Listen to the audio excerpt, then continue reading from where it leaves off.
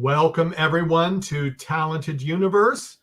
Today is Friday, May 10th, 2024. And I would like to first say hi to my co host, Vernon. How are you doing today?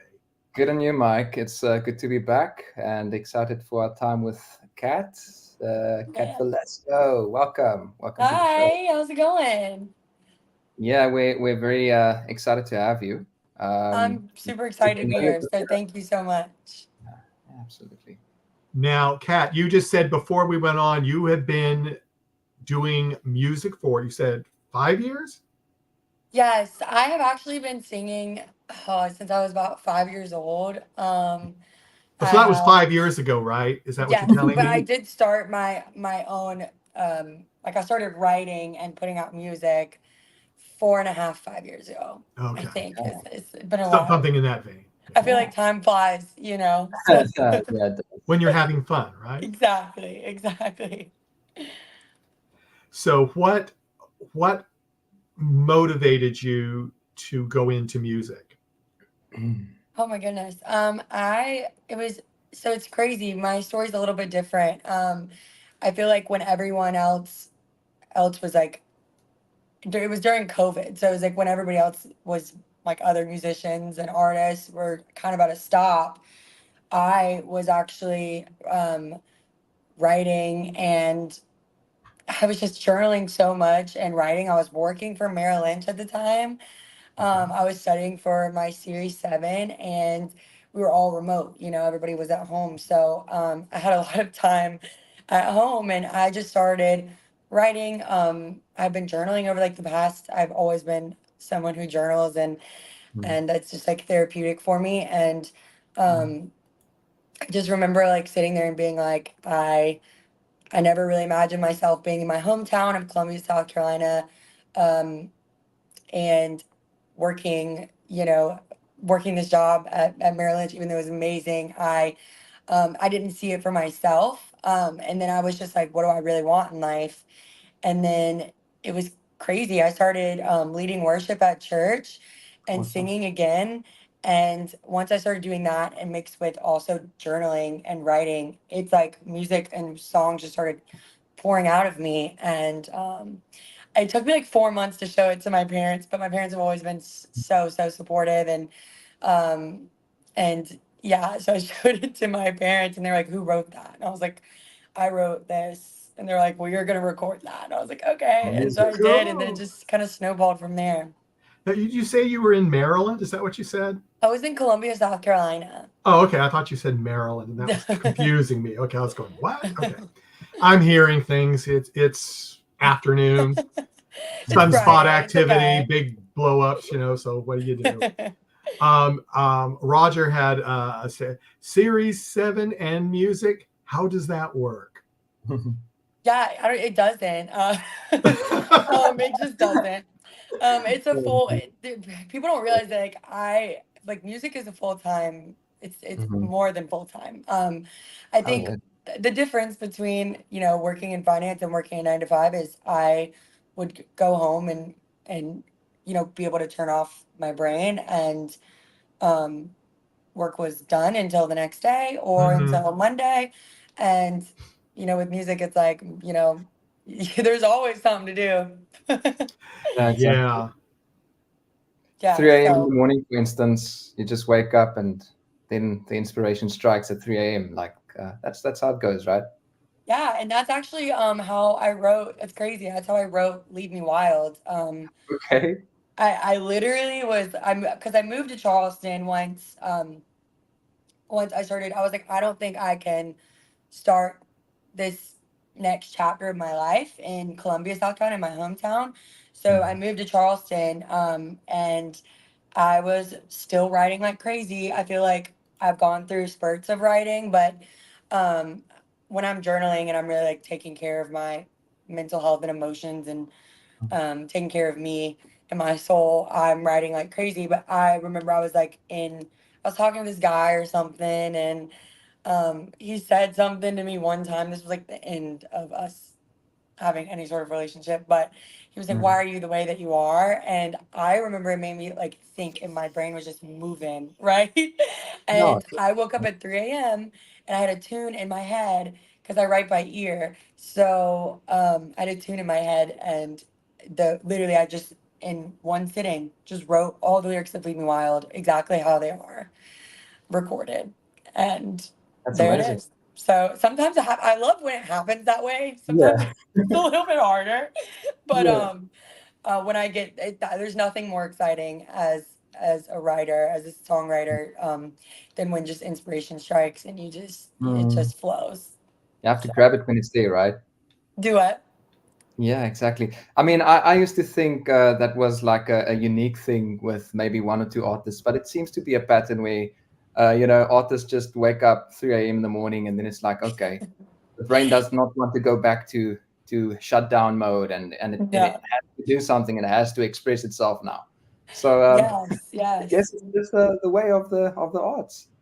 Right. And now we have like voice memos and notes. Mm. Like Yeah. I probably have like a I want to say like 700 notes on my phone and Whoa.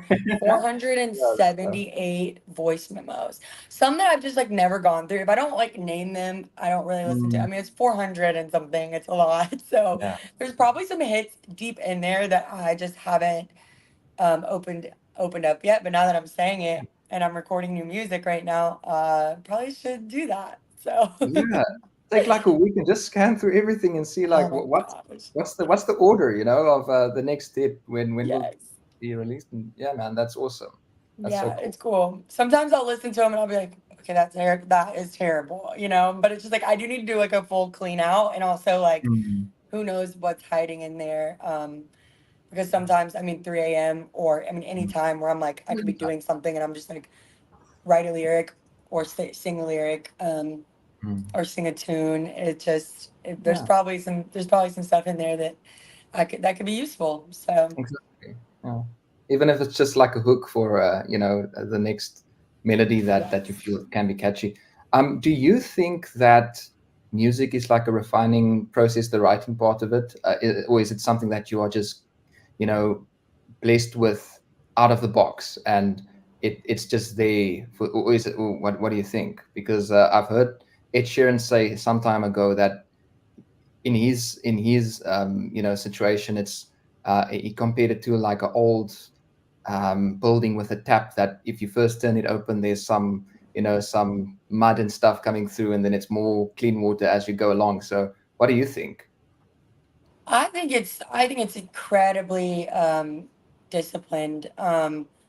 I think that I think that everybody has their own strengths and creativity. Like for instance, I literally still can't color in the lines. Like I can't draw a straight line. You know what I mean? Like Oh, I can relate. Yes. I am Hmm. not gifted in Um, that in art, like in drawing and write, just mm, not that way. But I can look back at my life and think like I used to love writing.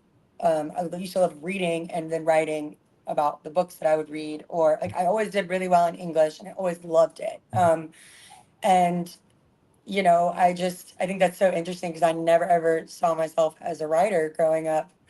But who does until it kind of mhm, happens. But I think it's discipline. I have noticed that's actually been something that has been a new part of my life since I've been in Nashville. It's kind of like I can't sit there and be like, why can't I write anything if I'm not like mm, diligent about sitting down and writing my feelings and writing, mm, what do I want this next batch of music to be about? What I want to like, what is life? Recently it's been what have I learned in 26 years? So I've really been putting myself through it, because I want to be vulnerable and I want to share um, parts of my life as an artist in order to hopefully help others and inspire others. So yeah, I think for me recently, I've noticed, and throughout my entire music career, it's been I need to be on a discipline, and I need to also live life. Like I think that's one mm, thing that's huge. Like if you're writing music, like you can take from other people's experiences, but it's just there's something about taking that time to really live life Yeah. and experience life in order to write about it. Hmm. And especially, like, I guess, I'm just thinking with you now, like, because music for other people, that would be the thing that they go to a concert to break away from what the 9 to 5 would be. Like, we can enjoy that as artists, as work and as leisure, but would you say that it's important to also just have some other things that aren't related at all, just to take your mind off the hustle? Oh, 100%. That's something that I have people in my life to remind me of constantly Uh-huh. because, there's a saying of burnt out. Mhm. But I know that I'll never get burnt out from music because it's like my love. And Yeah, um, I just I just could not imagine. I never imagined my life this way, but now that it is, I couldn't imagine it any other way. And yeah, I want to like I want to hold it dear to me because it is so precious in my life. And so yeah, I just it's very different. It's interesting. yeah. Okay. Yeah, let's go to Arc 54's question. Good afternoon. Do you think your background in musical theater and competition in the Miss South Carolina Teen USA pageant helped There you you become a better artist slash more confident when you perform? Absolutely. There's like two sides to that answer of that question. I think that musical theater 100% helped me become more confident. Like I feel the most at peace and like all my anxiety, everything is so lifted from me when I'm on stage and I'm performing. And even when I'm on stage like doing a writer's round and I'm like sitting next to such incredible talent all the time. I mean, there's you guys know that in Nashville there's just talent by go. the dozen. And um so yeah, but I think for Miss South Carolina, now I can sit here and say yes. I think when I was younger and doing it as a teen, it was a little bit of a different experience for me because I didn't realize how much I was really um affected by losing. Like honestly, Yeah. I didn't think I really cared because I knew I Mm, never really wanted the things that I really took from it and enjoyed from Miss South Carolina was um the people that I met, the talent portion, and getting to be on stage. Like that was it. I really did not like like on stage question and or Like interview. this. Yeah, I never liked interview or on stage question. It made me so nervous. So I went through so much training as a young girl and I never could understand why am I doing this and I'm never making the top 15 and I'm never getting any recognition for my talent. It kind of literally shut me off to performing. Like I wouldn't even do the high school choir. Like I was just like done. So it's really crazy to think about because now that I look back, I'm like, wow, I literally get like doing this. I get so excited for an interview. I get so excited for to be on stage and to talk on stage and just like connect with people. But I think that really set me up for what my true purpose is, which is what I'm doing now. mhm. So yeah, it's crazy to kind of think back on all those things and be like, I thought that damaged me, but it really prepared me. Yeah, exactly. That doesn't kill you, eh? Let's go on to Arc's. She has another question. Two-part question. Is it true Andy Sheridan pitched Call Me to you? And are you going to be playing at CMA Summerfest this year? So Okay. I will not be at CMA Fest this year. I actually, Nashville's all about paying your dues and I applied and it's not my year, but I will be playing a lot of other shows. You'll have to just keep looking out for. But hopefully I will get CMA Fest next year. That's the plan. But I will but definitely be there supporting a lot of good friends. But Andy Sheridan, oh my gosh, love him. I feel like every record that he touches is gold. Um, he's also an incredible writer. So Pitch to Me is like a little bit, but he has so many, like, he co-writes on so many songs, and this was a song that he found that, or he wrote on, that he just thought would be such a good fit for me, and such a fun song. So yeah, so that was like a different, I feel like there's like stairs to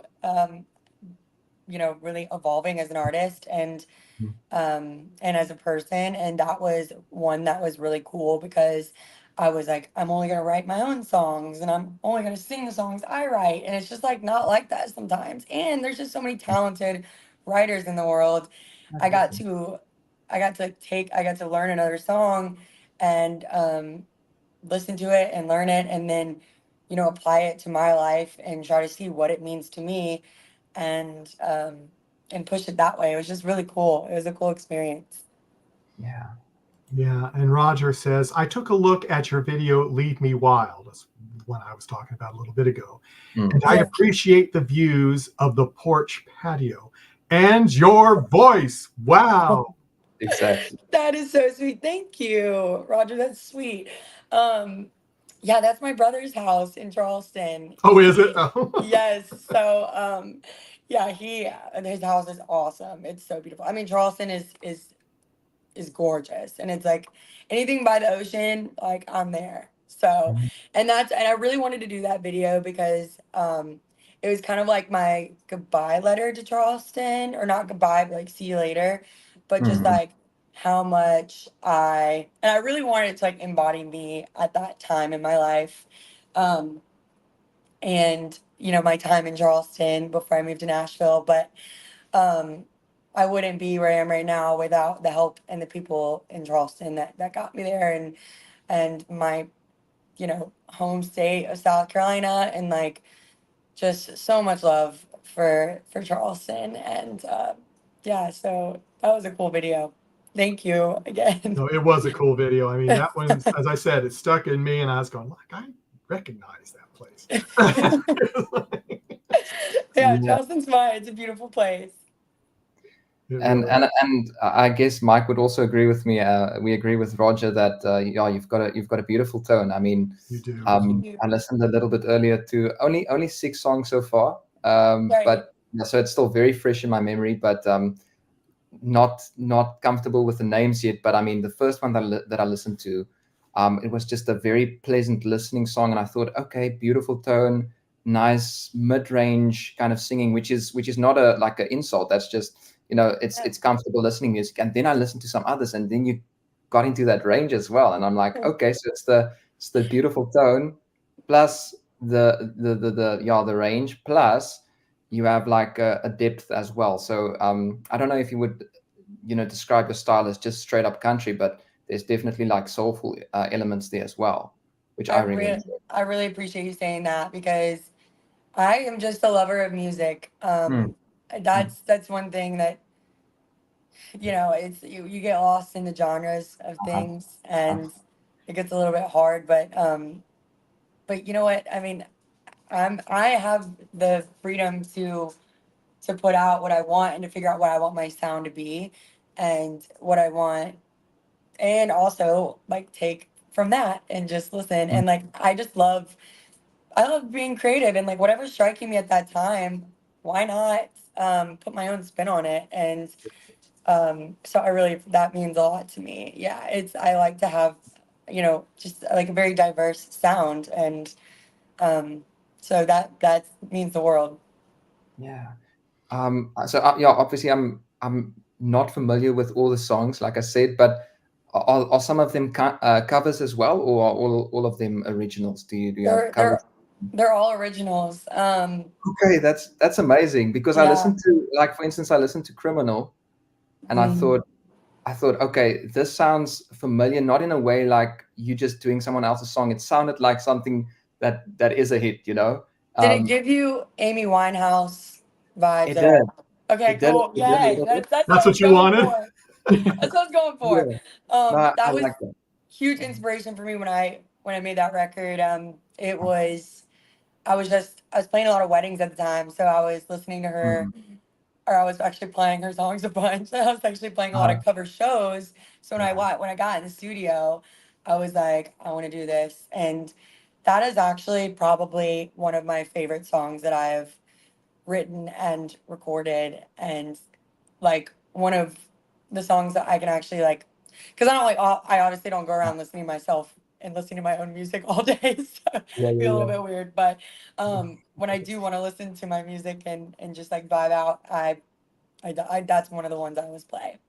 It's sometimes so you fun. just hear a song and you know it's got all the good stuff in the recipe. And I felt that way about Thank that you. specific song. Others as well, of course, like Call Me is Beautiful. I mean, like I said, I'm still getting just Yeah. familiar with all of it. But I mean, that one was just like, okay, this sounds like the perfect formula for something that I can see like fit into what it should be exactly, you know, for what Thank it is. you. Uh, Yeah, I appreciate that. It was so fun, and I really want at that time I really wanted to. I started to grow so much as an artist, and my sound and like what I want. I was just trying to figure out what I wanted. Sometimes doesn't work that way. Like, it's mhm, just.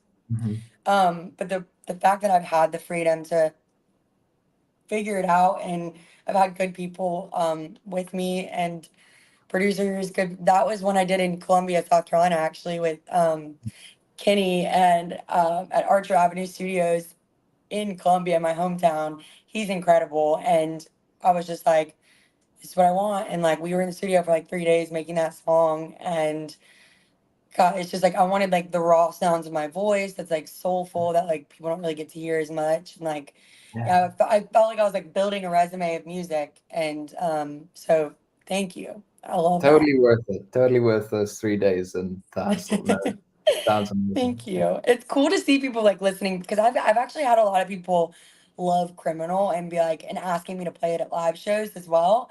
And I Mhm. actually played it at a round recently, and someone told me that it's probably the best that, and Mhm. it's one of like someone very close to me that's heard me like sing for a really long time.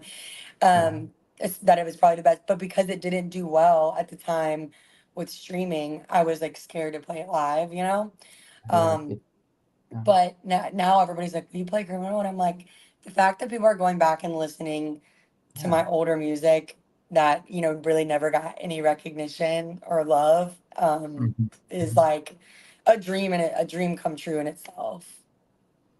Absolutely. I mean, and who knows with these, you know, streaming platforms and stuff, like sometimes the It's ones that hard. you expect, they don't go there. Yeah, And now I just don't. I don't. I'm just like I'm putting out music and I'm putting out oh, doing what I love. So okay. Yeah, Yeah. when Arc 54 has a three-part question, I'm going to do one part at a time All right. okay, because these are intense questions. What is your favorite venue you have played in? That's the first one. okay. Mm, favorite venue I've played in. I would probably have to say the Windjammer in Charleston is probably my favorite. The outdoor beach stage is probably my all-time favorite. And I was going to say, and why? Is it because it was outdoors and it's in the beach? Is that why you It's think? just so yeah, it's just so cool. It's an iconic stage. Like Hootie and the Blowfish has played there, and Darius Rucker. It's like it's just it's in Isle of Palms, South Carolina. It's I grew up going to concerts there. My mom and dad grew up going to concerts there, so it's been around for a long time. And like I remember my mom telling me this story one time at a concert there, and she told me a story about her like getting sick, and like having like getting sick over like the railing, and I was like, oh my god, like that's just so crazy to think about, like that I've played there. And then when you go up to the green room, like everybody has like written their names on the door and on the Oh, wall, wow. and you Nice. just get to see it, and it's like, oh my gosh, I've stood on the same stage as legends, and it's awesome. If you ever get the chance to check out the Windjammer, do it because it's incredible. It's fun. Cool. And the second part is, have you ever gotten to do the Bluebird in Nashville yet? No, but that's a dream. That's a dream of mine. I applied for pretty much like everything when I first got to Nashville, but now it's time to like reapply to all those things and Mm. see if I can get in. But the Bluebird's so iconic, and oh my gosh, it's just such a dream. So hopefully one day that will just be a bucket list. I just remember like the amount of times I've gone to the Bluebird and just been in awe of the talent, and it's so cool. That is, it will happen. I'm just like Don't trying to know when. manifest it. Mhm. So Yeah. Yeah. The last part, which is something I was thinking about earlier. Also, as a foodie, what are some of your favorite dishes or places you found to eat on tour? And I will just say in either Nashville or Charleston. Just yeah, I'm a huge foodie. So it works out. Charleston's hard because I've pretty much eaten at like every restaurant, but I would say 167 Raw in Charleston. It's probably some of the best seafood I've ever had in my life. Mm. And they have like great drinks, great atmosphere. Also, I gotta say, Hall's Chop House. It's like one of the best steakhouses. I think it's the best steakhouse in the world. Their service is just unmatched. It's just like so friendly, so kind. And yeah, I mean, anywhere with like great sushi, Virago here in Nashville is a place that I frequent. So I'm a huge foodie. Recently, since I've been writing so much, I've been like cooking at home. And then before a show day or a week, like before I have a show, which I've been doing a good amount of rounds recently, I always cook at home because I just get nervous about getting sick. And I also like just want to see what I want to. I want to be like the most healthy. I want to like see my food being cooked. So I've been doing a Yeah. lot of cooking, and I've actually gotten pretty good. So it's like a new skill, I, and I really love it. Like it's hard for me to go out and eat, right? Go out to eat right now because I'm just really enjoying cooking at home and making my own dishes and being creative in that way. yeah. and Rogers, I think this is a yes, but I'll let you. In the Call Me video at the start, was that filmed in the Atlantic? Yes. That's what I thought. Yes. I okay. So I have like two. I had two bucket list things for my music videos. Like, you know, when you're a kid and you're like, I don't know if you guys had this dream, but like I had dreams of having my own music videos when I was a kid. So I always wanted to like make those dreams come true. You know, like I already know like the little girl, little me is just like so excited. I mean, I've exceeded anything I ever thought I could already in my life. So I always try to like do things for like little girl me. And I know Mm. two of those things were like having a part in a music video of me in the ocean. I don't know why, I just always wanted that. And then having Yeah. one of me in a field, which I got in my music video of Lifetime Lover. And both of those, Call Me and Lifetime Lover, both of those music videos made it on CMT. So Oh, that's Nice. big. yeah, that Nice. was an incredible, moment. Awesome. Uh, okay, Roger says, "Well, I dreamed of being a world leader, so yes, I did as well." You're on Awesome. your way, Roger. Yeah, Just keep on trying. his world of NDB media. Yes, that is true. Uh, People in the chat room, if you have any questions for Kat, we are getting ready to wrap up in a few minutes. So please post the questions now. I hate it when we sign off and then all these questions come through, which has I happened know. recently. So please, we are delayed about 30 seconds sometimes, depending on how you're streaming us. Some are faster, some are up to 30 seconds. So please post your questions now if you have them. In case someone does, Kat, I want to thank you so much for coming. And Thank if you you. have new material coming out or you just want to come and chat with us, we're Yeah. more than happy to accommodate you. yeah. Right. Thank you so much. Y'all are so kind. This has been cool. It's been a great experience. And I love meeting new people, and I appreciate you guys taking the time to really get to know me, and like nothing means more to me. Seriously, it's it's really cool for you guys to let me like come on here and share my story, and allow other people to come and ask me questions. It's just so cool. It So is so thank cool. you. And also, everyone, Kat's link is down at the bottom of our screen. It's scrolling past her link tree, and that gives you all the places where her things are. And you So guys will have to. I don't know if you listen to the radio, if you listen to your phone, but my new single Shania just came out last week, and it hit country radio on Monday. Nice. So it's been, being it's playing on the radio. So that's um, cool. yeah, so listen in, tune in for it on your local radio. See if you hear Now, Cat Velasco. do you have any concerts, performances you're doing in the next week or so that we can tell people about, or nothing is I'm set in I'm in stone? this I'm really in the studio right now. I'm trying to make some music, and so I don't have anything for next week, but if you follow my Instagram, I post probably too much, but I post a lot, and I keep everyone updated. I've already started posting shows that I'm playing in October. I got Greenville Music Fest, so Megan Roney and John Party in October. I'll be on October 20th. So I'm really excited for that. And I'll just, if you follow me, I'll just keep you updated. And I just thank you so much. Thank you. I really appreciate everything, and you guys taking this time to get to know me. It means a lot to me. Oh, we're happy to do it. Arcade4 says, thank you so much for sharing your time with Thanks. us. I appreciate it. Of course. And Thank so do you. we.